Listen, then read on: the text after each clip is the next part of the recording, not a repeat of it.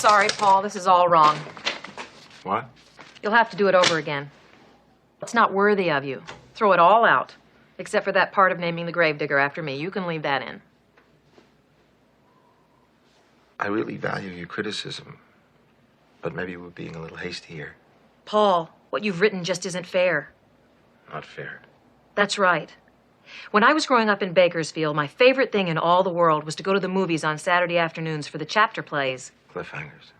I know that, Mr. Man. They also call them serials. I'm not stupid, you know. Anyway, my favorite was Rocket Man. And once it was a no-brakes chapter. And the bad guys stuck him in a car on a mountain road and knocked him out and welded the door shut and tore out the brakes and started him to his death. And he woke up and tried to steer and tried to get out, but the car went off a cliff before he could escape. And it crashed and burned, and I was so upset and excited. And the next week, you better believe I was first in line. And they always start with the end of the last week. And there was Rocket Man trying to get out. And here comes the cliff. And just before the car went off the cliff, he jumped free. And all the kids cheered. But I didn't cheer. I stood right up and started shouting, "This isn't what happened last week! Have you all got amnesia? They just cheated us! This isn't fair! He didn't get out of the Cockadoodie car!" They always cheated like that in chapter plays. But not you. Not with my misery. Remember, Ian did ride for Dr. Cleary at the end of the last book, but his horse fell jumping that fence, and Ian broke his shoulder and his ribs and lay all night in the ditch, and he never reached the doctor. So there couldn't have been any experimental blood transfusion that saved her life. Misery was buried in the ground at the end, Paul, so you'll have to start there.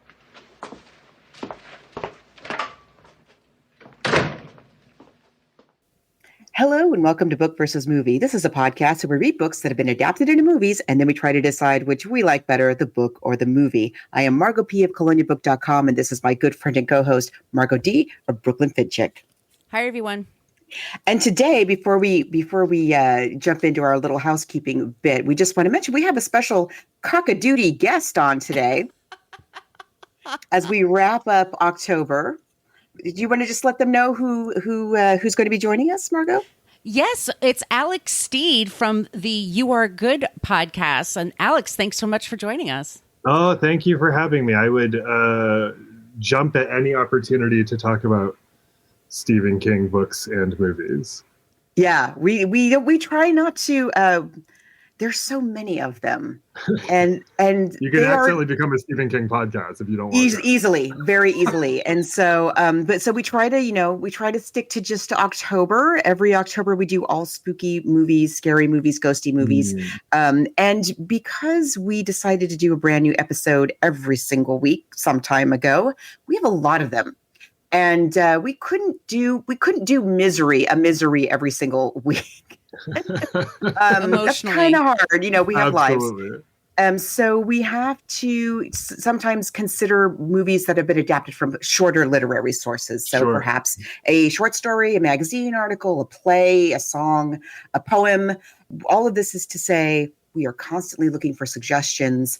Maybe you just joined us because you're a Stephen King fan. You saw the title of this episode, or you love Kathy Bates as we do. We'll get into the whole James Caan of it all. You have some ideas. You think, oh, I wonder if they've done this. I wonder if they've done that. There's places where you can find out if we've done those things, or you could suggest things that we haven't done, meet other listeners of this podcast, and interact with us on the internet. Yes, we do have a basic Facebook page. Be sure to like it, but we're much more interactive in our Facebook group. You have to ask to join. And the best thing about the group is that Thaddeus, one of our super fans, actually put 2 posts at the very top. One is all the shows we've done. By the way, Alex, we've done the show for 9 years now. So we have a lot I've looked through your back catalog and I am shocked and exhausted on your behalf. I can't believe you have read that many books. We certainly have. And we also have a post for ideas for people. We also really ask that the movie needs to be on a major streaming app and that whatever the source is, it should be easiest for us to get. For example, Fast Times at Ridgemont High, that source is only available really on eBay. They cost like $100 a piece for those paperbacks. So it's got to be something pretty easy for us to get. We're on Twitter, Instagram, and Threads, where you spell out book versus a movie. You can just send us us an old-timey email. It's book versus movie podcast, spelled it all out, at gmail.com. And if you would like some stickers, send along your address and I will drop them in the mail for you. Or Margot will. One of us will. I've never understood why one of our local universities here in San Diego hasn't reissued Fast Times. It seems like a license to print money. Like, just get the rights, get it. Why can't we make this happen? I don't know. But it's something that's been literally since year one. We have been trying to, we'd like fingers crossed that every year we're disappointed. So sorry if you were hoping we'd done that one. We have not. One day, if the public outrage is to a level. Is it ultimately owned by Rolling Stone? Like, who owns the Fast Times thing? I think so. It might And be we know that guy's like not the greatest, most easy to work with fellow. You should give Jan a call. Yeah. Get him on the horn. We want to Famously cover Silkwood. big-hearted. We want to cover Silkwood, but apparently, like, you have to just buy the DVD. It's not streaming anywhere. Yeah. And I think it's a rights issue. So, yeah. Sometimes that happens. Yeah. Get on that and for us. We want everybody to be able to get their eyes and ears on the material, including ourselves. Yes. So listen, if you really, really love this show and you would like to help keep us in books and movies, you can also support us on Patreon. Patreon, look up Book vs. Movie Podcast. I want to thank Amy and Christina for joining. We have a couple of very affordable options. As we've said, Alex, we have 9 years worth of shows. So what Margot and I decided to do is we keep 2 years pretty much in our regular feed, and then everything before that goes on the Patreon wall. And we've got some good stuff there. Silence of the Lambs, Psycho, Turn of the Screw, Stand By Me, The Perfect Storm, Harold and Maude. They are all on our Patreon page. So all of you that support us there, thank you. We really just use those for the books and the movies and the software and things like that. But if money is tight, you could just leave us a review wherever you get your podcasts. That would be amazing. We should probably, I was thinking, like, how many trigger warnings? So many. Just a blanket trigger warning. Especially for the book. There's a lot of stuff that in the book that was too extreme to make it into the movie, and we'll talk about that in a moment. We are going to talk about Stephen King, and I also want to say, like, in the spirit of trigger warning, we planned to do this episode last month, like well over a month ago. We did not anticipate the things that were going to transpire in Maine, having to do with the place that we're talking about and the author that we're talking about. As we record this, maybe you're listening to this later, but as we record this is the end of October of 2023. I would encourage everybody listening to this, if you haven't done so already, to take a moment. It's super brief. Take a second and look up. In fact, maybe we should link it in the show notes so we can link it in our Facebook page to read the very brief and yet complete statement that Stephen King made about the events that happened in Maine this week in the New York Times. It was really a very moving, realistic assessment, and I mean, so horrible that was at all necessary, but really, I would really encourage you to check it out. So with that aside, let's welcome our guest, who also has some background in Maine. I sure do. I met Stephen King at a sandwich shop once. That's how Did from you Maine really? I am. You've been holding Okay, back. we're going to hear all about this. So Alex Steed, as we mentioned before, is a co-host of the I want to get it right. Good. Yeah. You are good. I was going to say it's all good. You are it's good all right. podcast. It lends itself to being confused for many things.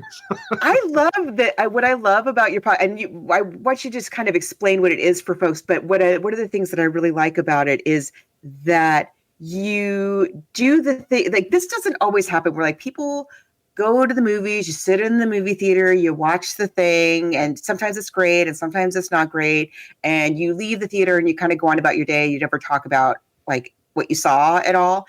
And this gets into, like, let's actually explore some of the feelings that this film is bringing up, and how we can, like, it's not quite like movie therapy, the podcast movie therapy that we've talked about before, but I really like the way that you use movies to talk about explore our emotions and just can you just tell people a little bit about what they can expect from You Are Good? Is that right? Did I say it right? Yes, you did. Yeah, thanks for saying all of that. The whole conceit of the show, I guess, like and you said it so well, is that I think most movie shows that have some bit of criticism or are hosted by people who fancy themselves critical are about one dynamic of the movie or a couple different dynamics in the movies. And what we found often gets left out is what feelings are evoked by watching the movie and what what we learn about ourselves through watching the movies. And so we're I'm not going to say we're acritical. We certainly have some stances, but we'll watch big budget teen movies from the late 90s as much as we'll watch like indie sleepers. And the whole point is to ultimately talk about ourselves and our relationship to our feelings and our relationship to the world by way of talking about the movie, because it's a hard sell to say, hey, let's, come listen to us and we'll talk about feelings and our relationship to the world. If it's about movies, that's a good entry for that sort of thing. So that's ultimately what we do. And I looked a little bit at your back catalog as well, and there's some that you've covered that we've also covered. And you mentioned before we came on the air that you also had covered Misery some time ago. Where could people look to find that episode? Yeah, just look. All of our episodes are available wherever your podcast listening happens. So it's in our back catalog. We have a Misery episode from I think about 2 years ago. As we were saying earlier, because my co-host Sarah Marshall and I are such big and dynamic Stephen King fans. It's Stephen King fandom and Freddy Krueger fandom is how we met. So like that's it's important to us. And so as a result, our show is just about movies, but every time we do cover a Stephen King title, we will read the book as well and cover it in a page-to-screen format. So I feel extremely prepared for our conversation today. But yeah, you can find that and a number of other Stephen King-related chats. And again, all of those have a page-to-screen element in our back catalog, wherever you listen to podcasts. And I had never read this book before. I had seen the movie, and so this was my first time reading the book. Margot D is the super fan. Like, she really knows the whole catalog much better than I do. I'm not the biggest, just in case you didn't know, I'm not the biggest like scary movie horror person. Like I get way too anxious. Sure. But I adore the writing of Stephen King. I just admire him so much as a writer, and he's really just a writer's writer, and I love him talking about writing, and I just think he's so great. And so anytime we get a chance to, so I'm very late coming to the Stephen King body of work, I guess is what I'm saying. Like I hadn't read Carrie before we did this podcast. And Margot, could you just give us a little bit of all this is to set up Margot D, who's really the Stephen King expert of the two of us. I don't want to embarrass myself because they're going to be super fans that listen to this. I consider myself among them. I was just saying off the air, like sometimes when we get an author, it's like saying Shakespeare. They just have written so much, and there's so much about them that he is considered the king of horror. He was born September 21st, 1947. 76 years old. He's still with us, married to the same person, Tabitha Spruce, since 1969. He has been writing since his first book was Carrie, and he's never not been writing since then. He's famous for writing every single day. Even when he was in a hit-and-run accident, he was hit by a truck, and very similar to our Paul here, Sheldon, he had very serious injuries, and he still kept writing. His kids are writers. He is basically the face of Maine. And his films are constantly being adapted into so many things, including TV series. And I went back to watch Castle Rock again because we were covering this, because that has Annie in there. And there's also a play, and I don't know, Margot, if you saw the play. There's one of them is on YouTube. I did see a little bit of the play. Yeah, we love plays. Margot and I love like little local theaters that put on the plays, and they have that or there. High schools. Oh, yes. We're all over it. Yeah, I'm going to sit through the whole high school production on YouTube. I sure am. I recently saw a local regional production in the Bay Area of Oliver. And it was tremendous, and there's nothing that I'm about to say is any disrespect to the performance, but there was just some like truly surreal piece about the fabric of it being sort of like local, and like this is all to say, like, my heart is in community theater, and you never know exactly what you're going to get when you go there, and you just like are able to sort of like bask sometimes in the surreality of little kids playing old men with like and then also little kids in the next scene. I love it so much. It's fantastic. But this novel comes out in 1987. I have my original copy in my hands. It's one of those books I brought, I took it home, and I read it in one fell swoop. I love this story, and she is... It's easy to talk about Stephen King scary villains like It, Randall Flagg. I think Annie Wilkes is absolutely the most terrifying because she's a human being that is trained to help, and she's a psychopath, and she's got a lot of problems, and she has no problem literally mowing people down. We'll get to that scene in a second. Wow, yeah. It's lots of differences between the book and the movie here. But Alex, tell us about how you met him. When you're in Maine, like, is it just like part of the backdrop? Yeah, Stephen King is, you said earlier that like Stephen King's the face of Maine, and that's very true. If you say that you're from Maine, people will inevitably bring up Stephen King or Lobster or Lighthouses. Like that's the state brand. What Stephen King does really well, and I'm from an area of Maine that is represented in his it's like more of the like dairy kind of Maine. Like the Stephen King's Maine is like central Maine.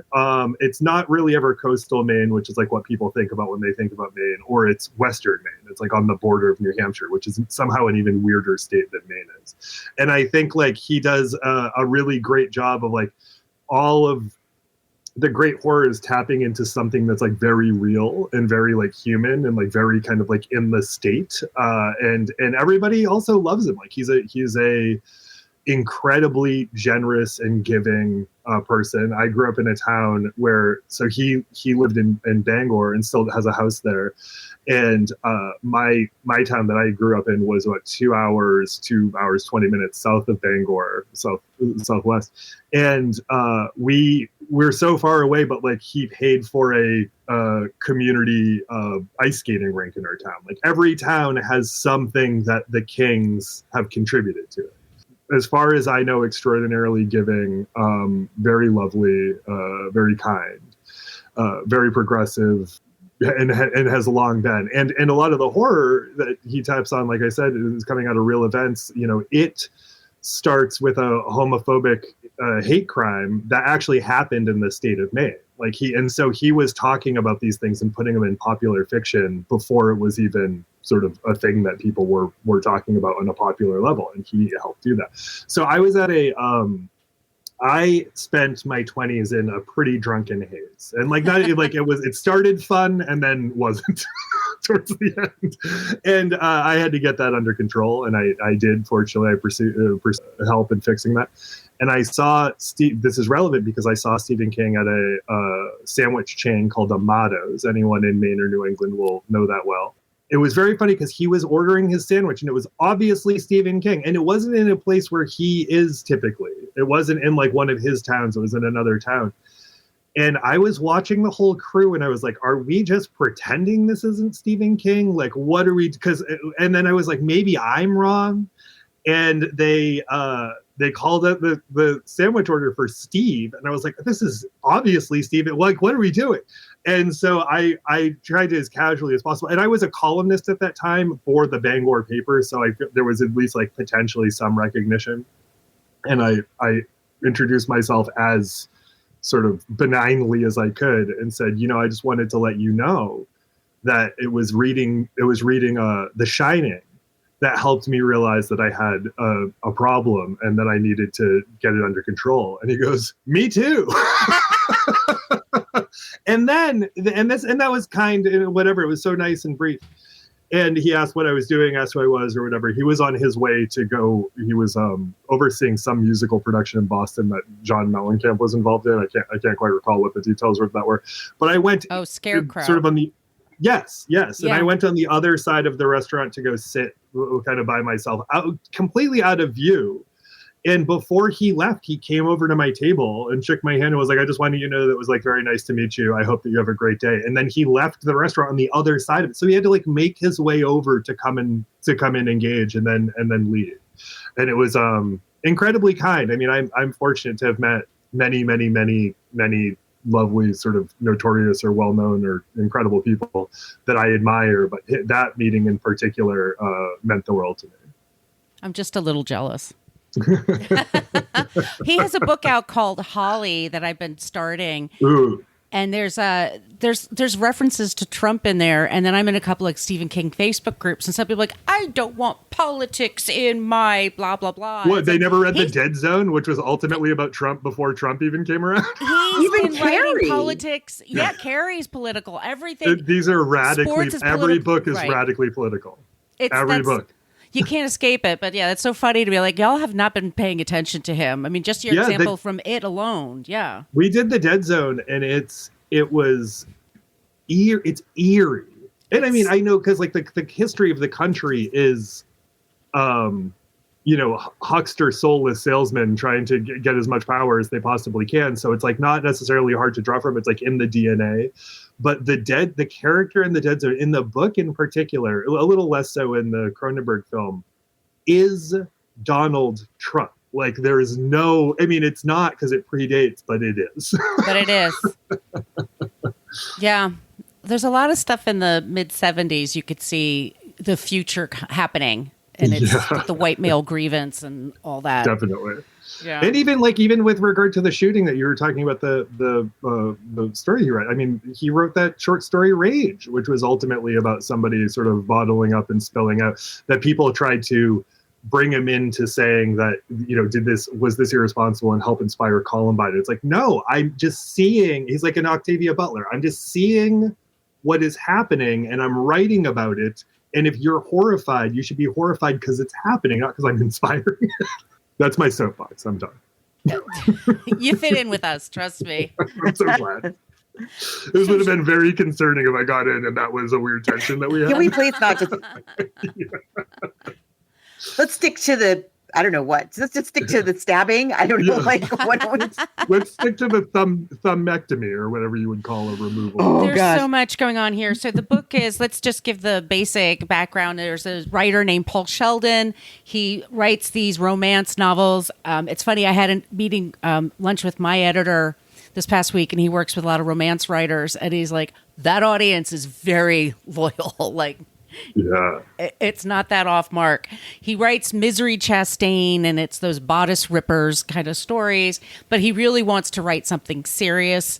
So he has a whole thing where this, once again, 1987, he writes on a typewriter, and he goes to this hotel in Colorado. When he finishes, he has his champagne, his one cigarette, and then turns it in. No, it's not on a disc or anything like that. It's the actual paper. It's a whole thing that he does that he has to go through. It's a ritual. He's also has a drinking problem. He's divorced. He hints there's a little bit of self-loathing going on with this person that we're getting these hints of.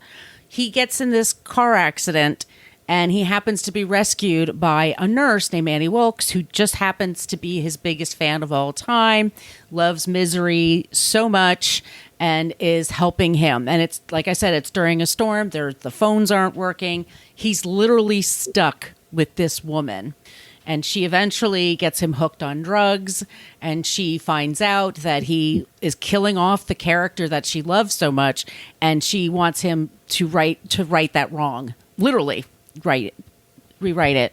And so she makes him burn his manuscript for with the bad language, and she usually absolutely uses Cockadoodie as her swear word in the and just picking it up. Like they go back and forth with this. The cops try to find him. She kills one of them. She realizes that they're coming soon. They have this big kind of epic battle. she winds up dead. He winds up writing a better book than he ever could have. And he is hobbled. In the novel, she does a thumbectomy. She cuts his thumb off. She cuts the foot off and there. serves it on a birthday cake. On the birthday cake with the candle. Okay. I had not read this book before. And I forgot. So, I should have warned you. First of all, let me just warn any of you who've not read the book. First of all, read it. It's a great book. He's a wonderful writer. He really, really is. I would not recommend. Don't read it over lunch. Don't read it anywhere near anything you ever want to eat again. One of the things that I did not anticipate that is so great about this book is when it opens, the accident has already happened. So I didn't know that, and so because I'd only seen the movie, and I love that. I think he's disoriented. This voice is kind of coming through the fog of his brain, and he can't quite make out what she's saying. And we're not sure, is he on pain meds yet or not? And again, I would say the biggest difference between the book and the movie is and I don't know why this wasn't in the movie more, but the whole thing about addiction, the whole thing, he doesn't really have to stay there. Like at many points where he could have gotten out, he's smart enough that he could figure his way out of there. He could talk his way out of there. He probably could have gotten his way out of there, except she has gotten him before he's kind of well enough to know what's going on. She's got him hooked on these. It's a fictional drug, but it's like a codeine kind of a thing, right? It's an opiate. Yeah. And we know more about opiate addiction now than we did back then. True. This is very true. But that's it's important to state too, because there are some, I think, rightful criticisms about Stephen King sort of notoriously has self-image issues that manifest in fatphobic language in a lot of his books, and I think that is part of the description of Annie's villainy. But I think what is also important to keep in the context, that's true regardless, but what's important to keep in the context is she is his imagination of the human manifestation of his addiction to cocaine, right? And so knowing that she's like there's the addiction, there's the literal addiction of him having to take the pills, like in the book, and then just like in the movie, she is the personification of his being bound to cocaine, which is obviously so bad it leads to all the issues, but also led to his best book ever. So there's like just kind of a funny little twist. Yeah, and it's a thing that's like born out of his fame. Yes. The kind of consequence of his fame, that now he has this relationship, this unbreakable relationship, that it's just so interesting. And it's not really in the movie at all. The movie is she's just an evil woman, and we don't quite get how evil she is, which is the whole interesting thing of it in and of itself. But I loved that about the book, that you don't know right from the get-go, like you don't know, is this guy sober or is he injured? He's obviously confused. He's in a fog, but what's the fog? What's causing the fog? And we know unless I'm wrong, and correct me if I'm wrong, because again, this is just my first time reading this, we kind of know right off the bat that Annie is a wackadoo. Yes. Right? Like we never think, oh, she's maybe a little misguided, or maybe she doesn't get out much, but she's a nurse and she's trying to take care. Like we never really think that. We know, this is not good. She's got him hooked on this stuff already. And like, why does she have this stuff? Is that what I'm thinking, right? As a reader right away, like she's a woman in the woods and she's just got all this. How? I mean, we learn how later on, but as a reader, I'm like, okay. So they tell it all from his point of view. That's the difference between that. So yes, true. He's an unreliable narrator for several reasons. But yeah, we're waking up with him kind of looking around and trying to make sense of the whole situation and trying to figure this woman out. And yeah, you're right about the fat phobic statements. He makes them quite a bit. And he tries to be better. as he moves on. Yeah, Stephen brings his baggage. The other thing that I think, and I think that's all. And I'm not letting him off the hook, but I am a person who I'm sure has also said similar things that were absolutely rooted in my own insecurity about like how I am and look, etc. But the other thing that I feel like the greatest illustration of gender double standards across the board is if a woman wrote about men the same way Stephen King writes about scary mommies, they would be referred to as people who have daddy issues. Stephen King is defined by mommy issues. Like, he is defined by them. And this is like a little boy with mean mommy the whole time, but he never gets that moniker. So I just want to go on the record as saying Stephen King has mommy issues. That's it. He was not raised with a father. His mother took care of him and his brother, and they were also very, very poor when he was growing up. And so for him to become a successful writer, I think he made like $10,000 a year. He worked at a laundromat and was a teacher, and his wife worked at a truck stop or something. And then all of a sudden they were multimillionaires. And then everything he put out made money. And I'm sure that must have... It could have felt like a trap, like he talks about a lot here too. Yeah. Well, he's always asked, like, where do you get your ideas? And he hates that question. But at the same time, like, he has such bizarre ideas. Like, it's kind of hard to, but he had some sort of, this is like he was at an airport or something, and this idea came into his head. What if you woke up and your biggest fan? Because also having, you're pretty famous, Alex. Like, I'm sure you have big fans that, like, parasocial relationship.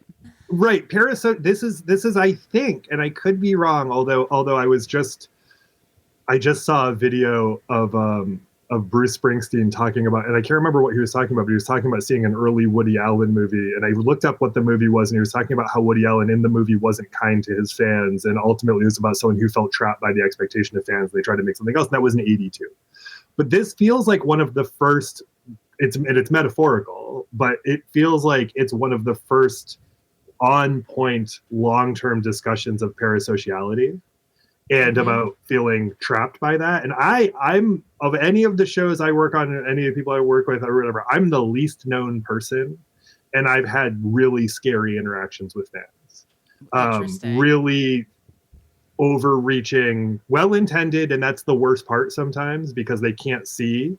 Well-intended, overreaching, boundary crossing, scary, aggressive, like all of those things. And then, like I said, I'm the least known, and I'm a man. Yeah. And the people I know who are women who have any sort of recognition, I filter for a lot of colleagues. I filter their communication and correspondence so that they don't get a lot of sort of what comes in. Not because it's necessarily, because some of it is creepy, but sometimes it's the Annie Wilkes #1 fan language that's the scariest, because there's something about how it's articulated where they're not overtly asking for anything, but it seems like they're expecting something. And Annie is the best, truly a tremendous representation of that phenomenon, or how that phenomenon feels. Yeah. And when she comes across so sweet and so solicitous, and she just loves him so much, and she just wants what's best for him. But then when she's upset, it's when the wackiness comes out. And as I said, like, she blowtorches him. She cuts off his thumb because he dares cross her. Okay, the thing with the rat. Yes. Oh, yeah. He's in the basement. Yeah. No, thank you. No, thank you. That's the Stephen King of it, though, by the way. Like, yeah, if you're ever doubting, like, you're reading a Stephen King story, something like that, and he can make it gruesome. But yeah, I know. I think I was having lunch when I read that particular scene with the rat, and I was like, I knew. What, did I forget? I was reading a Stephen King book. Like, what was I thinking? This is not the time to read this book. Oh my god! The other thing that I think is, and you probably were already going to bring this up, but the thing that I think is worth mentioning that for anyone who has not read this book or has only seen the movie, is this book is very long because there are 2 books in it. Like, the book. That's a very good point. The book is a framing narrative for the book that he's writing, which we read in real time. And to be honest, sometimes I'm like, I don't need this. I honestly don't need this much of a view about what your pretend romance novel would be. But I love it. I love that he did that. If I found out that he was on cocaine while he was writing this criticism of his cocaine addiction, I would not be surprised, because it feels like a thing that in my most, tooted eras, I would have tried to write a book at the same time I'm writing another book. So I appreciate it. But yeah, there's a whole ass part of this book that is the book that he's writing. That's very true. And we just recently did, earlier this month, we did Follow the House of Usher, which is very much what what is he called? Misery's Return. Is that the name of the book that he's writing in the cabin?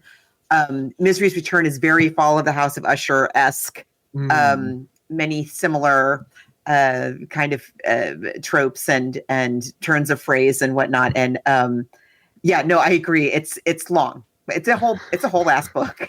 There are some times too, because his whole thing is that he's written a book called, I think, like the Car Thief or something, Car Thieves or something. Something about a car, yeah. And he's like, finally, I've written like seriously capital L literature. And obviously the tragedy of that is that he only has one copy because of his rituals, and she has him burn it, which is like even worse. It's like cut off your own flesh situation. And my joke to myself running every time I read this book is imagining that like the car thief isn't very good. Like he thinks that it's good, but like anytime we read passages of that, I'm like, I thought that too. I'm not blown away. No, I think, and honestly, I think that's part of the way he deals with the situation. Is like, she actually made me a better writer, and maybe that's the one thing he could take from it that's positive.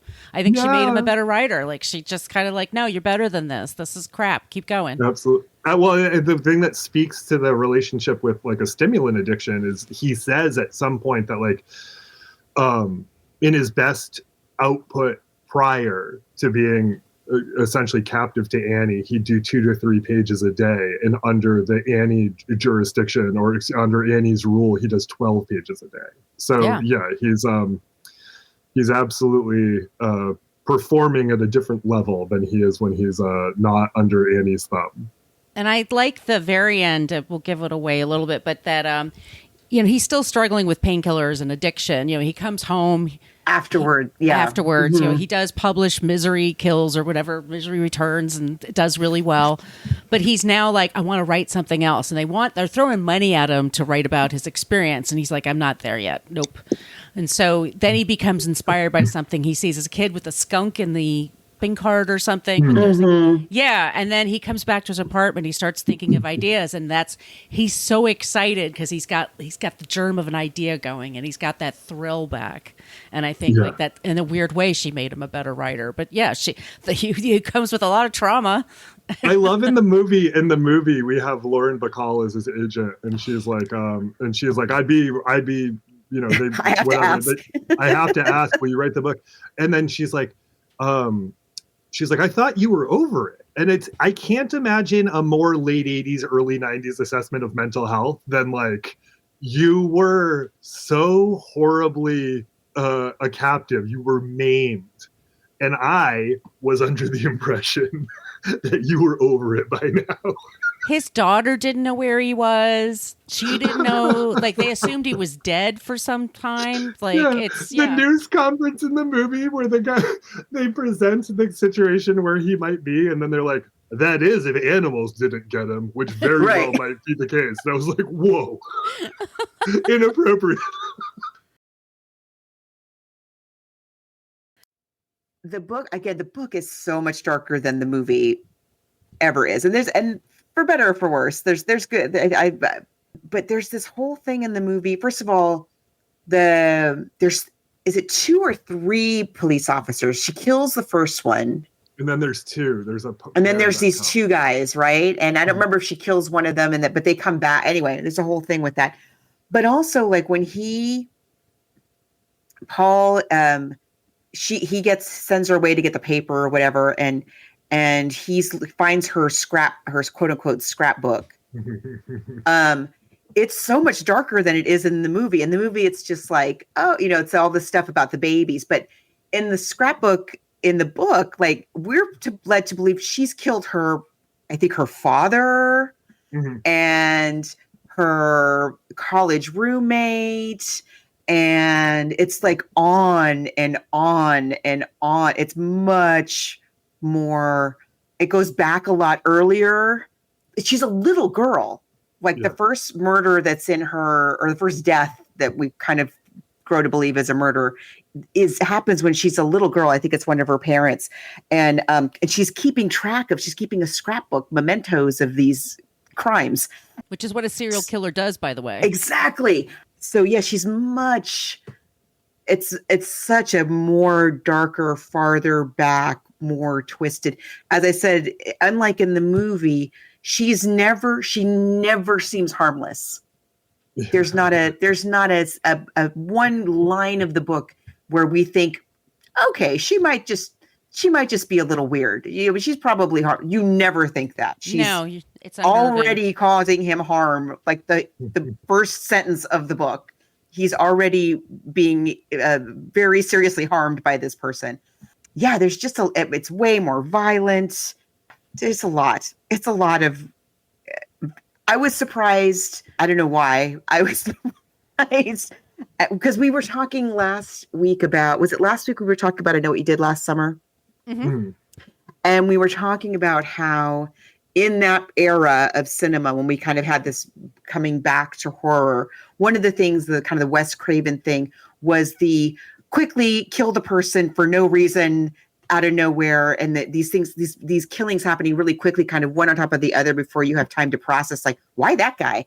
This kind of has that element as well of her violence starts escalating, and there's no logic, really. She really could play it cool with the police officer and get him out of there, but she doesn't.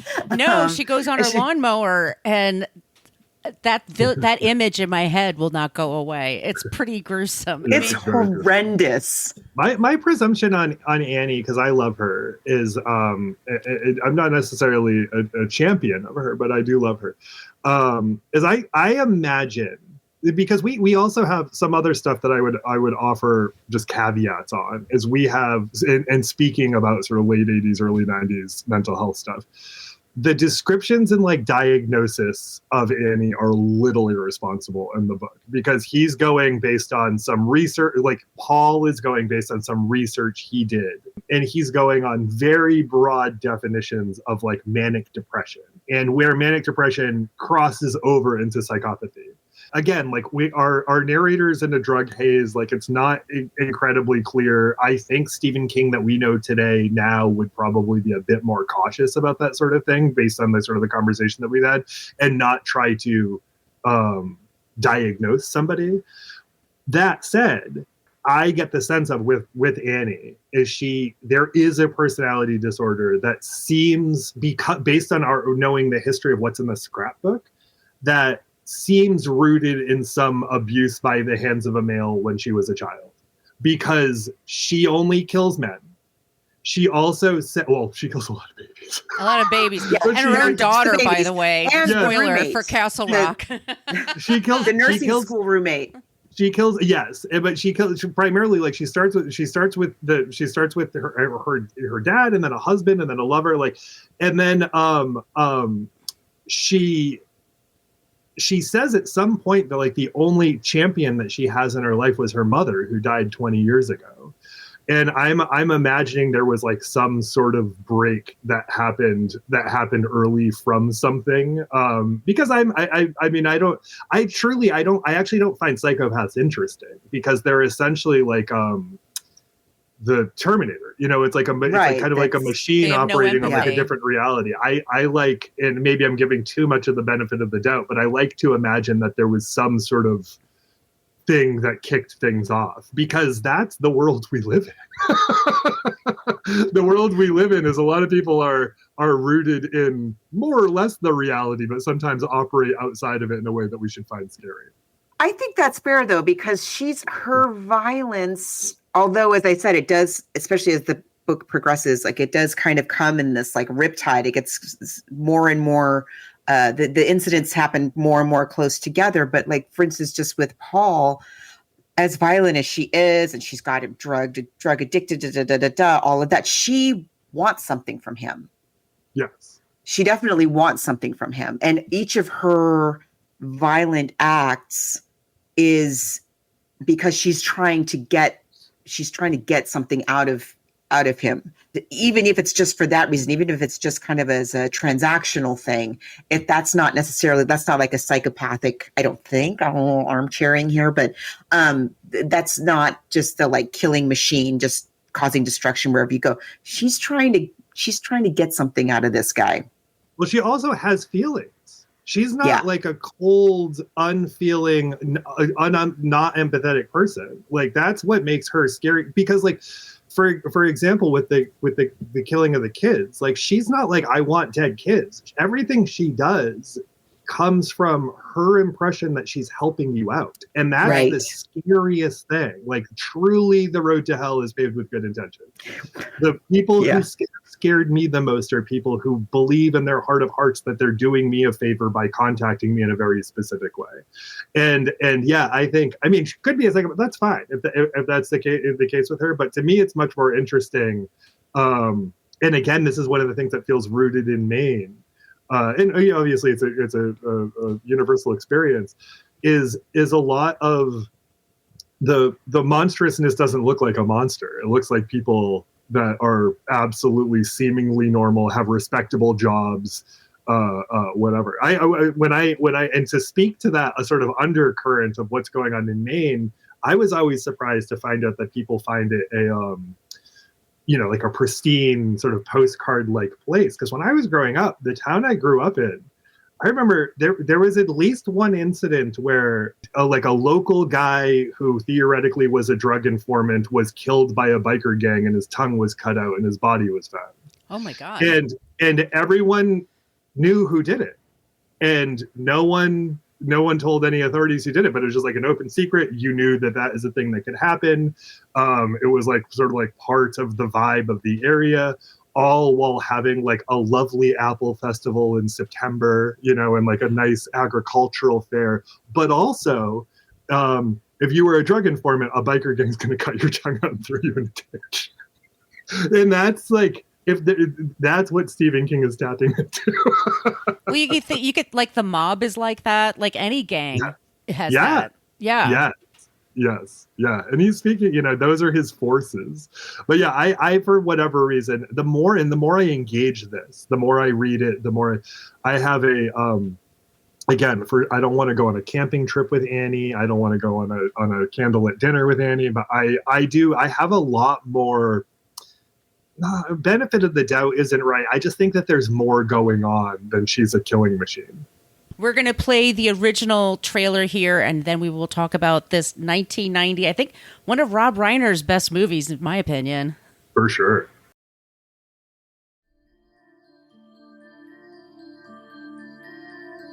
You almost died.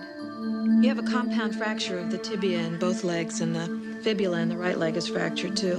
And as soon as the road's open, I'll take you to a hospital. In the meantime, you've got a lot of recovering to do.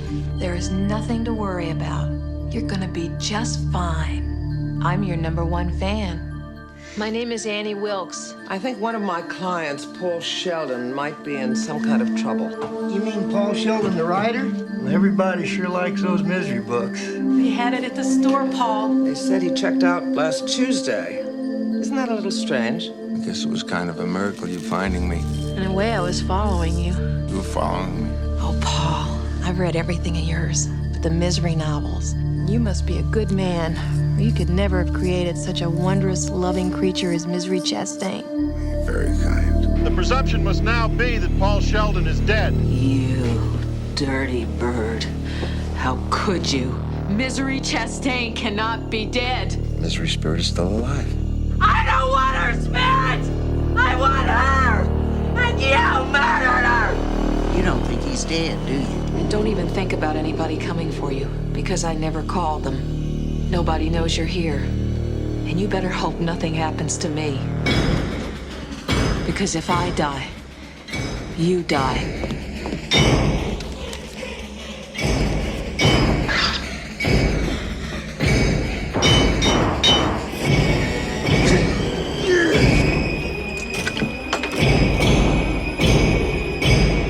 I know you've been out. Is this what you're looking for? Eventually, you'll come to accept the idea of being here. Annie, whatever you're thinking about doing, please don't do it. Annie, for God's... Shh, darling. Trust me. God's sake. It's for the best. God, I love you.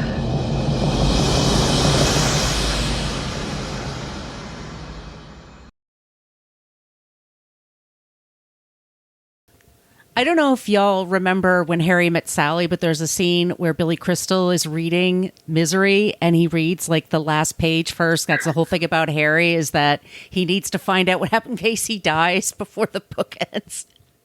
And that's because Rob Reiner. Yeah, Rob Reiner directed that movie. Rob Reiner directing this movie. And we have, I mean, just talk about the people involved. William Goldman does the script. Barry Sonnenfeld is the cinematographer. Mark Sheeman does the music.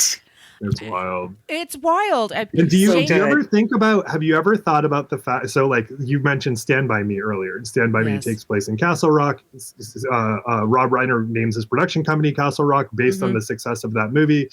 Castle Rock then is responsible for making Seinfeld possible. So if you think about like all of the things that this collaboration between Stephen King and Rob Reiner, not just made on screen and to the point of like, you know, Sonnenfeld is a cinematographer, like it's an incredible crew, but like then what was made possible by the success of these series is the 90s. The 90s was made basically, possible. Yes. Based on this. Stand By Me, I think for people who weren't Stephen King fans, it completely changed them and turned them around on his writing. Because before that, it was just, oh, he's the Cujo guy, he's the Carrie guy. It's all blood. Firestarter, was that what that was that called? The Drew Barrymore, excellent one. So this is Rob Reiner directs this, and here we have a little bit more of Paul in his, flat or his hotel room. Lauren Bacall's, just the classiness of this production. I mean, Francis Sternhagen and Richard Farnsworth. I know. So good. That's such a good, that as an addition. That Goldwyn, that's who'd you say originally? William Goldman. All the President's Men, and that addition of the Princess relationship between the cop and the quote secretary who is his wife. Right. Absolutely brilliant, tremendous. Oh, so good. You never often see people at this age seen as being so wise and with it and on top of things. There's always old people jokes. Yes. But they're all like, oh, I can't move. I can't remember anything, blah, blah, blah. These two, she tries to give him a hand job in the cop car. Like, that's an important, that's amazing. It is. And then he when he goes down and he just goes charging down into the ravine, looking for he figures the whole thing out. Yeah, I agree. I totally agree. There's so many things in this movie that were just not in the book at all, that I really love. I get why we're not playing up the addiction lens of the story here so much. I think partly because it's such an internal part of the character. That's kind of a hard thing to show in dialogue even, or he'd have to have voiceover. I get it. We're showing, not telling. And so then if you're going to show and not tell, then you do have to have an Annie. It has to be a little bit of a slightly different Annie. I love that we get to see, which we don't see at all in the book until pretty far in, that Paul is, as you say, he's writing this book because he feels trapped by he's not a struggling artist. We see him when we meet Paul, he's got a literal bottle of Dom Perignon on ice waiting for him. That's how convinced he is that this is a masterpiece of this thing that he's typing away at the fancy hotel in Colorado. In the book, there's a little reference to The Shining. The Shining house, yeah. Yeah. He puts they're in his fourth location. So he has like 3 typical locations in Maine and has a little, sometimes he wants to get away and he goes to Colorado. Yeah, because that's totally different from Maine. Got to get away from all those trees and snow. It's so funny you say that. I have never thought of that. That it's like, it's just the environment he knows in a different state. Isn't that weird? I had friends that got married at the Shining Hotel, the one up in Oregon. Yeah. And they were married like a couple weeks before. They had a goth wedding, of course. Of course. That's great. And it was like October 10th or whatever. And that it's such a massive snowstorm, like to get people up the mountain and in there was like being in the movie. And they said it was. I know. Wow. That's exciting I wanted for me. A spooky wedding, but not like this. It reminded me. I was in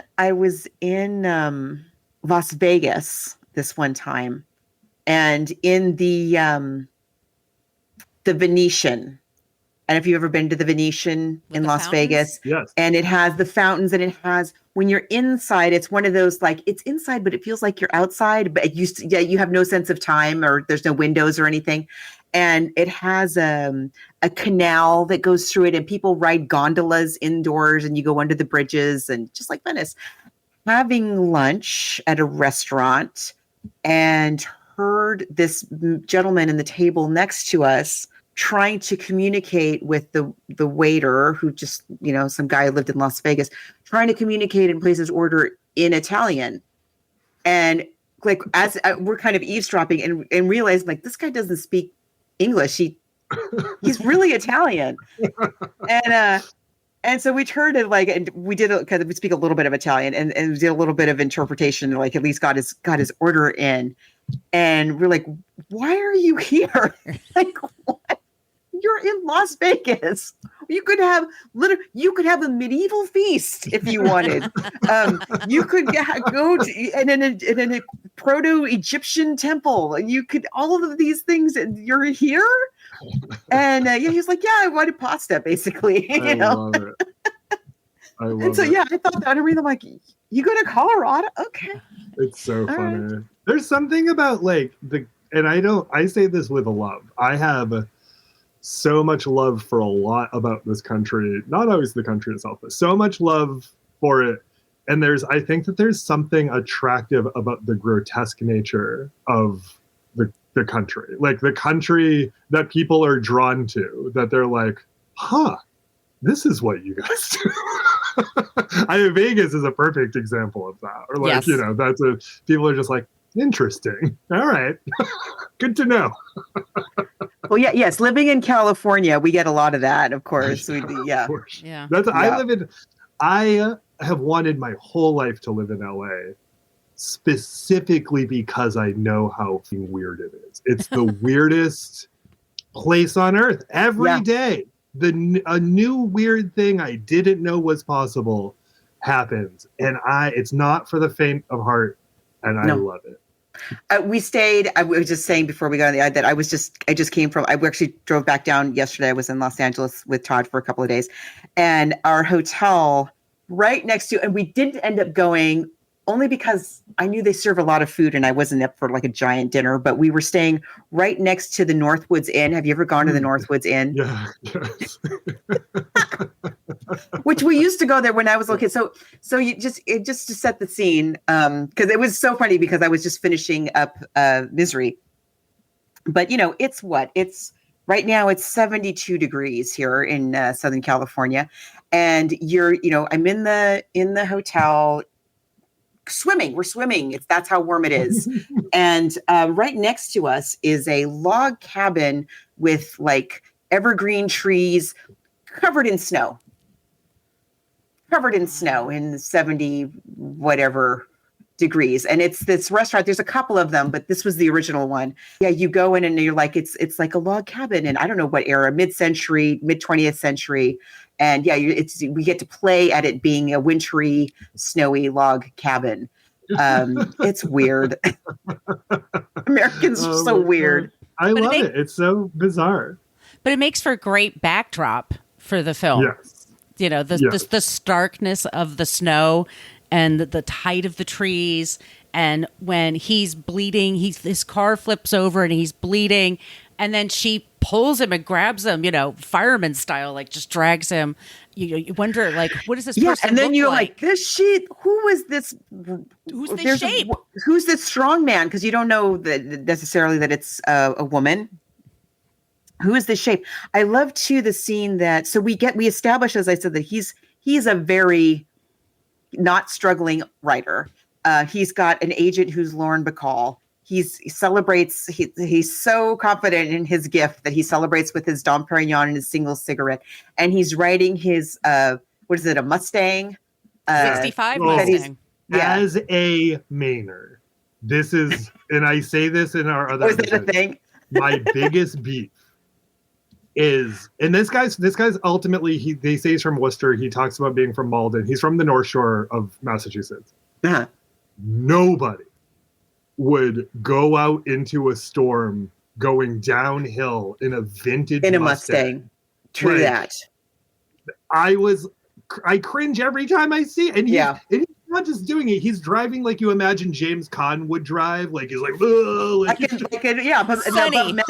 Yeah. Sonny Corleone. Does that? Who cares? Whatever's coming, you have it coming. Yeah, you do have it coming too. Yeah.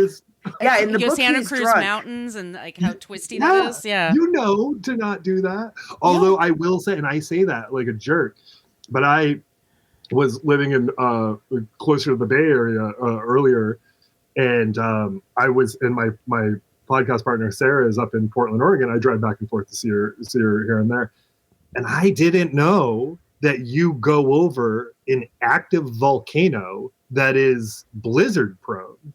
And I drove up it in my 2017 Mazda 5. Oh, no. And just had to be in, is it Mount Hood? It's not Mount Hood. I don't know what the mountain is that you ultimately go over. Shasta? Shasta, yeah. Mm-hmm. And I was just on Mount Shasta for 3 days at a hotel because we got stuck on Mount Shasta one time driving up to because you're like, what's the worst? Because like 4/5 of the mountain, you're like, what's so bad? And suddenly you are in a like whiteout. So I take it back, Paul. Now that I've gone through that, I feel like I could be empathetic. Paul's got a lot of arrogance. Paul's got a lot of confidence. Well, what I love, and this is not in the book at all, this wonderful little Paul Reiner touches. So he's driving his Mustang in the slippy snow, so much snow. He's swerving. He's starting to swerve. And his precious book, which is on the seat, starts to fall, which is in a folio. You know, it's not like it's just loose, you know, and like, okay, you didn't make a copy. You also didn't bring any binder clips or anything. Okay. A trapper keeper. Yeah, it starts to like trapper keeper. It starts to like slip off the car seat. And he's like, oh, and he reaches over. And that's how he goes off the road, is he's reaching for his manuscript to keep it from falling off of the car seat onto the floor in the folio. Which I will say, masterpiece. Albert Brooks, who is Rob Reiner's best friend, his movie Defending Your Life starts in exactly the same way. He gets a new CD player that they kind of hoist on him, and he's trying to like put the CD in, and he essentially dies of distracted driving, not unlike this is what Paul's situation is. And I love that. I don't know if it was pulled because we don't necessarily get that in the book, but it feels like Defending Your Life had come out so close to when this had happened that I'm curious if it was a nod to Albert Brooks. I also think just a lot of people I was a smoker back in the day, and smoking and driving was like my favorite thing in the world. And when the cigarette falls through your yes. And did that stop me? No. I don't. My father died of lung cancer. I get it. It's real. But very occasionally, if I'm going to a party, I'm smoking in the car. And I last night was just telling someone about this, as I was like, people used to do this all the time, but once in a while, you drop it in your crotch and risk everyone's life. Or under the seat, you know, and because you don't want your car to catch on fire. So I get it why the accident and I've been in car accidents. They just happen. I mean, I get that. Yeah. But with the movie, it's so brilliant because this shape picks him up, throws him in. He wakes up, and then you see the sweetest face you've ever seen, which is Kathy Bates. She looks angelic to me, like when you first see her. She's so innocent. She really does. I love that. I love that about the movie, and that's not in the book at all, as I said. But the casting, first of all, that it's James Caan. Like, we didn't even talk about the fact that it's James Caan. It's funny. So, what do you make of that casting decision? Like, what was your take on it being James Caan? There were a lot of people who they offered it to, but I get this too. A lot of guys are like, I don't want to be stuck in a bed and have some lady yelling at me. She's going to get all the attention. And James Caan turned down so many great parts throughout his life that it was the one time somebody was able to talk him into it. Yeah, I think a lot of actors are very egotistical and wouldn't want to play a person that's beat up that way. But I think I think what's genius about it being James Caan is we think of James Caan, especially at that point. Yeah, James Caan is a tough guy. When Sonny goes after his brother-in-law in The Godfather, and he's, again, talk about a machine. And he really beat that guy up too. He really beat that guy up. He really hated him. He is just like, he is like the Terminator. He is unstoppable. He's going to beat this guy to a pulp. And so to have it be, you can't not have, as an audience, as an American audience, you can't not have that in your mind. And so to have that kind of, plus James Caan himself, James Caan at the Playboy Mansion, James Caan at Studio 54, like James Caan was the man. And then to have that guy, he's the Dom Perignon, as I said, with the cigarette, and now he's at the complete mercy of this woman. Yeah. Brilliant.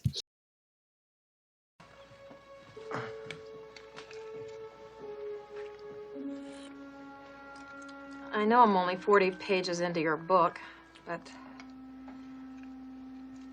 Well, what?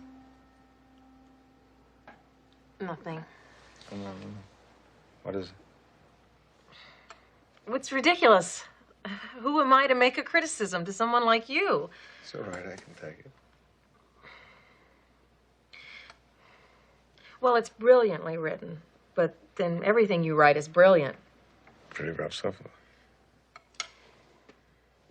The swearing, Paul.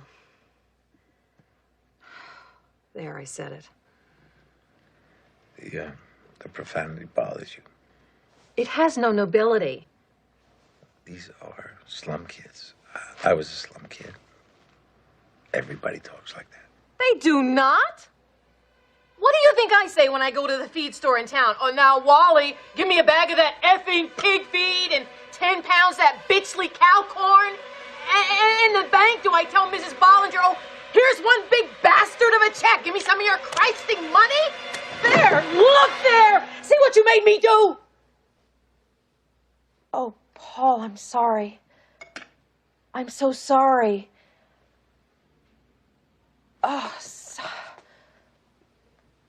sometimes I get so worked up. Can you ever forgive me? It's fine.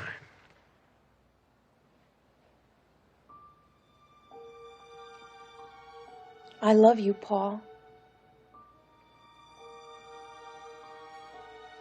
Your mind, your creativity. That's all I meant. But that's what Yes. makes it great. Yes. And their interactions. He's just like, at first she's very obsequious around, like, oh, Paul, I love you so much. You're my favorite. I couldn't possibly, read your work. And then she reads, and I like the scene where she's basically like, it's the language, Paul. And Paul's kind of be like, oh, well, that's how people talk.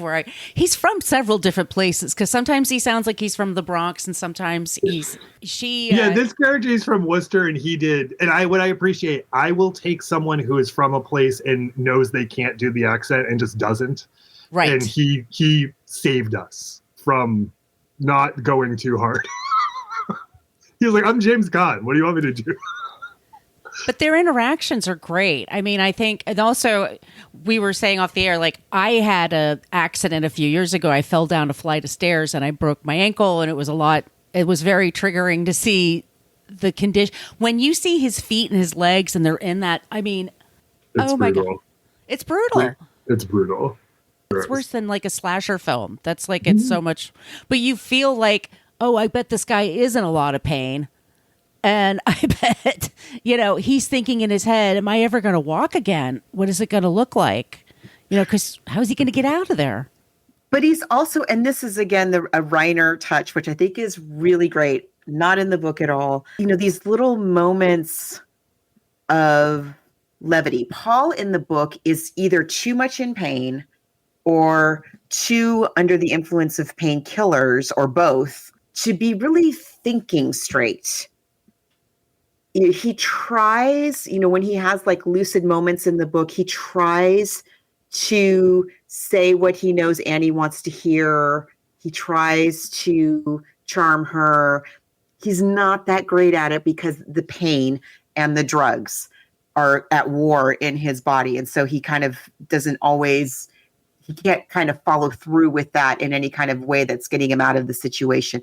But James Caan's character in the movie is just like, dude, do you see her legs? She's asking you to burn the book. Burn the book. You were the one who was stupid enough not to make a copy. You're some great genius who with the masterpiece, and you can't write another. You didn't make a copy, or two, you can't write it again. Do you not realize your life is at stake? Burn the book. Tell her you're bringing Misery back. Why are you arguing with her? Yes. Just do what she says. But that's part of his arrogance, and it's part of his... Exactly. I love he's that. Used to I that. love that choice of that. Yeah, and so he's pushing back with her. I love the pig that comes up, that gets to meet Misery. The pig. But when she finally cracks, when she reads Misery's last book, she didn't realize it was going to be his last book. And when she wakes him up in the middle of the night, it's like one of the most terrifying things you can imagine. And that's when he has to then write something for her.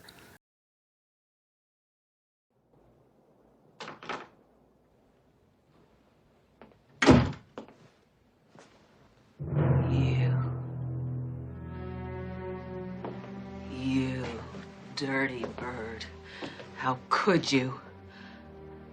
She can't be dead. Misery Chastain cannot be dead. Annie, in 1871, women often died in childbirth.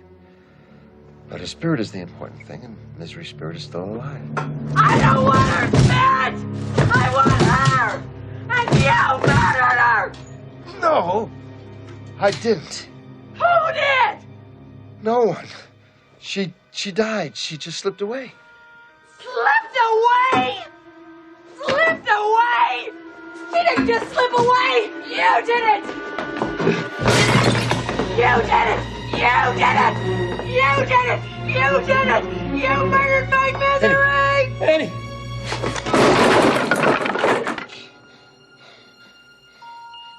I thought you were good, Paul.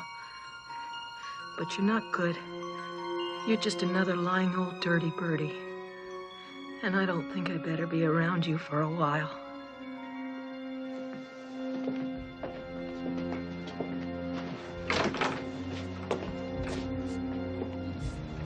And don't even think about anybody coming for you. Not the doctors, not your agent, not your family.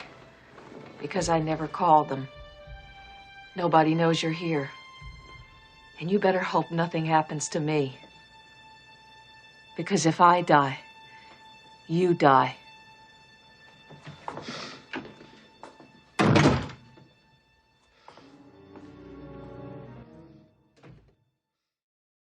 And it changes him. And then I love that it's interspersed with Richard Farnsworth and Frances Sternhagen, that we have. So we go back and forth, and also having Lauren Bacall have a talk with Richard Farnsworth. It just sort of like breaks up that tension a little bit. Yeah. Well, and I love that. I like the thing that we don't, because you made the point earlier, Margot D, that this all in the book happens from his perspective, so we can only get what he knows. And in the movie, we have a little bit more of a wide lens. We have the director's view. And what resonated, again, what resonated with regard to like the events in Maine is I was paying close attention. I sort of knew people who were involved. Like it's my state. It's a small state, so I was paying a lot of attention. And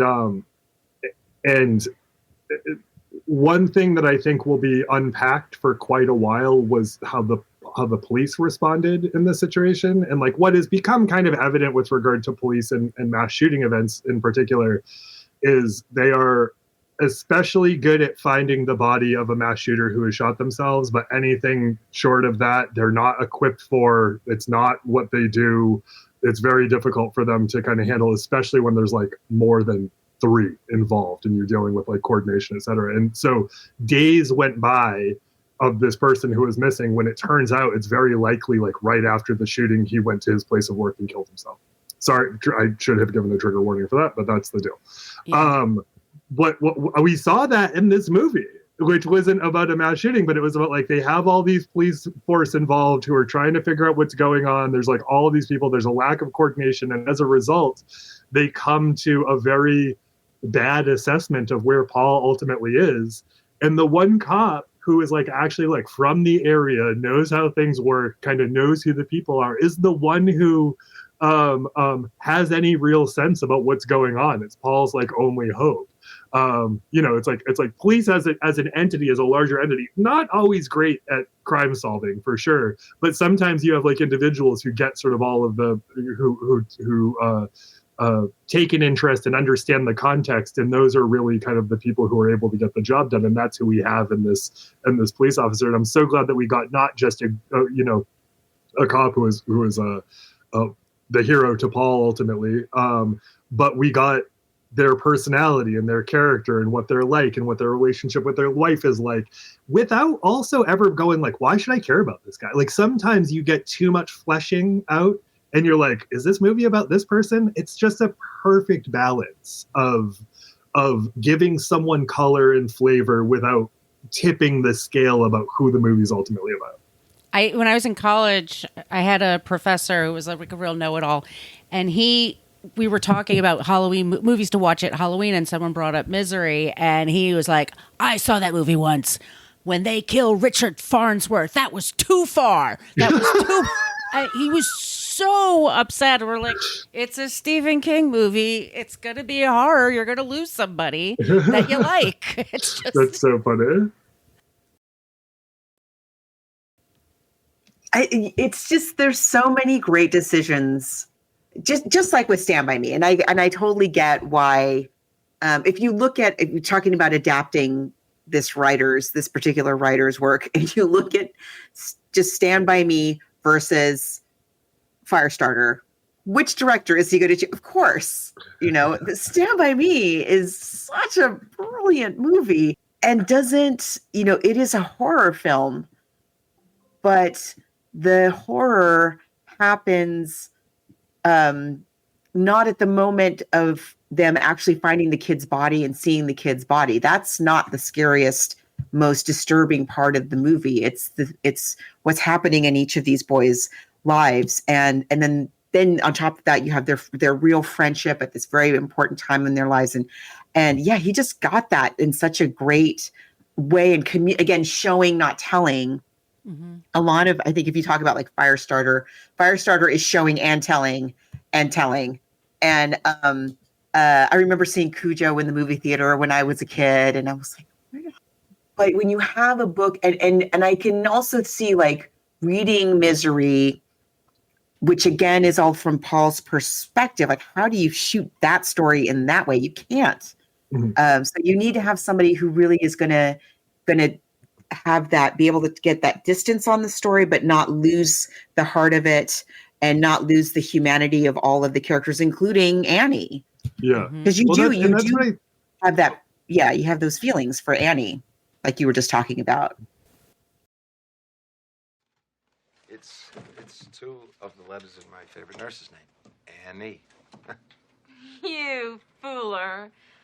Did I do good? You did great. There is just one little thing. I can't work on this paper. See, it's crassable bond and it smudges. So I thought maybe if you went back into town, you could bring me some white long-grain Mimeo.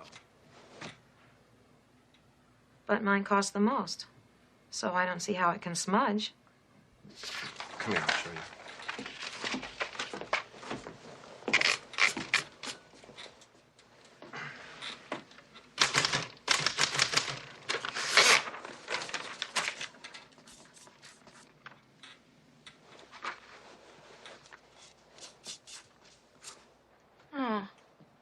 It does smudge after all.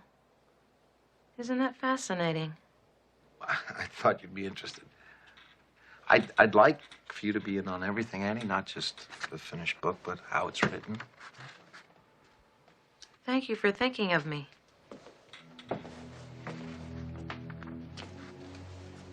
Anything else I can get while I'm in town? Any other crucial requirements that need satisfying? Would you like a tiny tape recorder? Or how about a handmade set of writing slippers? Well, just the paper will be fine. Are you sure? Because if you want, I'll bring back the whole store for you. Annie, what's the matter?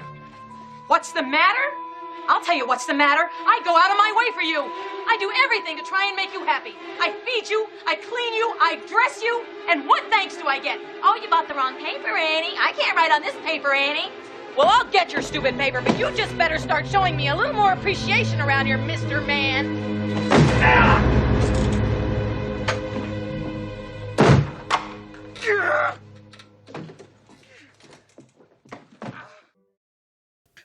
So, Alex, when you covered this movie on your podcast, how did that conversation go? Well, I think we've touched on a lot of this, which is I think Stephen King's strength is that first and foremost, the horror is rooted in human relationships, and everything else is set dressing or metaphor, or are used to create circumstances for those humans that we know about their relationships to react to and against, and then to see how that helps shape. And I think that's why he ends up transcending horror. I love Clive Barker. Mm-hmm. Clive Barker, this is going to be potentially sacrilegious, I don't think is especially good at human relationships. I don't know about him, but his on the page, sometimes I'm like, do you know people? Like, do you have friends? And I think that's where it's sort of there's a fail. But Clive Barker is incredibly good at describing the macabre and what that's like, and world building and all of that sort of thing. The reason I think Stephen King had a future beyond Cujo, or beyond any sort of anything, and going back to his origins, they're about the messiness of being a person. Is there a more sensitive book about a woman written by a man than Carrie? Like, it's wild that he was able to pull that off, particularly again as a person who was working sort of who this was his third job, was being a writer, and was able to sort of pull that off in the way that he did. So I just think that, that this is what Sarah and I love about him, is this is ultimately a person who is good at people first, and then everything else is kind of there for you to react and respond against. And they're all things that are relatable. Substance use disorder, or relationships with overbearing parent. The horrors in it are kids who are not acknowledged by adults, or worse, are the victims of adult predators. These are all things that are extremely resonant. You're speaking to, regardless of how you feel about a killer clown that comes back every 27 years, or Fairy Tale last year. Loved it. And there's so many fantastic elements about it. But what is that book about but aging, not wanting to see your dog die? I mean, these are all incredibly human experiences. And I think that is the key to his endurance as someone who, some people, and I'm not this person, because I was saying earlier, I saw your list and was in awe. I read at least 100 to 120 books a year. I'm a reader. I can't keep up with Stephen King. Right. I can't believe he does what he does. It feels, as a person who says that he is no longer on cocaine, I can't believe he does what he does. But he does it so well, and people keep returning, and some people buy every book because even if they think that it's the horror that they're appealing to, he is speaking to their humanity. That's really well put. I always say, the clown is not the real scary part of it. It's Beverly's father. It's, it's Totally. the humans. Yeah. And it's Annie herself, and Annie's demons are what we're terrified of. And that's. Yes. Well, and another great, the Stephen King of cinema, as far as I'm concerned, is Wes Craven. And the reason I think that is all of his horror is human horror. I mean, even Nightmare on Elm Street, at the end of the day, is obviously about a child predator who comes back and is sort of a demonic dream god or whatever. But he was created because of parent vigilantism. He was created because, and he was like able to kill in the way he was able to because parents and adults didn't take children seriously. Like, it's very much a book about kids sort of being abandoned by the people who are supposed to look after them, and then who fills that gap. I think that's what horror needs. One of my recent favorite horror movies is Hereditary, which I think a lot of people were upset with because they think, not to give anything away, but it feels like it's going to be one thing and then kind of it has a supernatural turn, and some people had feelings about that. But my take is like the supernaturality is metaphor. I don't even care about it. It's about being haunted by family trauma. It's about being haunted by, the prior generation not stopping the spell, so to speak, so that you get it on you yourself. I think that's just what works especially well, and that's what Rob Reiner. That's what Rob Reiner. Oh yeah, I would Paul love Reiner to see, earlier. I would love to see this movie. This movie directed by Carl Reiner, who I think prior to Misery had made Summer School, so I don't think it would have been a great movie. But the I love Summer School, by the way. I love Summer School too. Dave and Chainsaw, are you kidding? That's the reason I'm a horror fan. Summer School, Dave and Chainsaw are the reasons I'm a horror fan. So I feel it for sure. But I just think that the people who do this well are people who realize that the true horror is in being a human. Yeah. One of the things that made me chuckle about this film is when Paul, who's the character in the movie, not the director, Paul, who was, he's going through the scrapbook. He sees, little baby Kathy Bates, like little girl Kathy Bates, and then Kathy Bates is a schoolgirl, and there's a booster pennant for Nixon. She was a Nixon supporter. It's so She's funny Republican. You say that. I just saw my favorite movie of the past couple of years in the horror arena is Bones and All, which is based on a book, and I hope that someone covers it on your show. And if they don't, please have me back, and I would love to talk about it because it is based on a novel. Its only political statement is that the biggest asshole in the movie has a Bush 84 sticker on his pickup truck, and it felt because King does the same thing. There's I think it could be in The Dead Zone at somewhere else where like our villain, the description of their car, they have a Reagan Bush 84 sticker. I love that. That's like a straight up Stephen King move. Which is why it's silly to me when people complain about him being political now. Like, are you It's all kidding? there. It's always been there. He's been telegraphing this since the 70s, y'all. He sure has been. I love the fact that Kathy Bates won the Academy Award for this performance, because horror doesn't get nearly enough, the accolades that it deserves. You said you've covered Silence of the Lambs. Yes. What a back-to-back year for horror hitting the mainstream was 90 and 91, I think, right? So you had this and Kathy Bates going to awards, and then you had Silence of the Lambs sweeping in the ways that it did. This is a real, I feel like this was like the time where it became like socially acceptable for quote grown-ups who don't live in their parents' basements to like and appreciate horror. Yeah, well, I think it's just hyped up thriller. That's all it is. It's just Absolutely. a hyped up thriller. Yeah. Absolutely.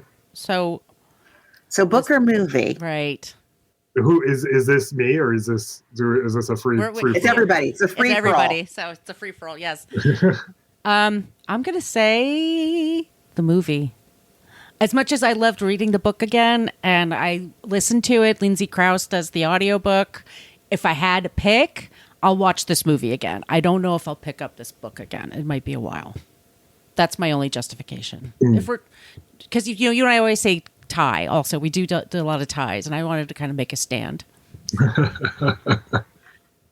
I see what you mean about like not reading the book again, because it's very disturbing but I have to say, like, and this isn't unusual. Usually I think I said last week, usually I read the book and then watch the movie, but in this case I had seen the movie already and then read the book for the first time this week. I feel like I keep thinking about the book and the themes of the book in a way that I'm not rethinking about the movie. I enjoyed the movie and I loved a lot of the decisions and the choices and the characters, and I think the choices were absolutely spot on. Totally agree. No notes. But in terms of like what made me think the most and feel the most, I'm going to give the edge to the book this time. Excellent. Alex. Yes. This is the closest book to movie tie, I feel like. But actually, I feel that way about a lot of Stephen King, like classic Stephen King titles.